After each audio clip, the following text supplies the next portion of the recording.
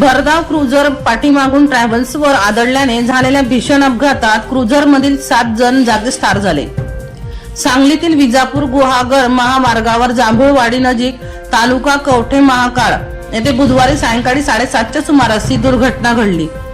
हा अपघात इतका भीषण होता की क्रुझरचा चक्काचूर झाल्यानंतर पेट घेतल्याने मदत कार्यात अडथळे आले. क्रुझरचे तोंड निम्मे ट्रॅव्हल्स मध्ये घुसले होते. घटनास्थळी हाडाळ मासांचा चिखल तसेच रक्ताचा सडा पडला होता.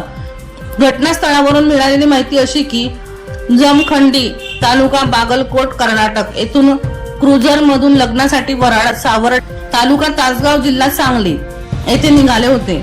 2 क्रुझर तसेच नवरी क्रुझरचा अपघात झाल्यानंतर गाडीचा चक्काचूर झाल्यानं मृतदेह बाहेर काढण्यात मोठ्या अडचणी आल्या. अपघातानंतर क्रुझरनं पेट घेतल्यानं मोठी जीवितहानी होण्याची शक्यता होती. मात्र घटनेची माहिती मिळताच ग्रामस्थांनी तत्काळ घटनास्थळी धाव घेऊन अग्निशमन दलाला पाचारण केलं. अग्निशमन दलाच्या जवानांनी आगीवर नियंत्रण मिळवत मृतदेह बाहेर काढून बचाव कार्य केलं. दीपक राठोड यांचा रिपोर्ट DR न्यूज जळगाव.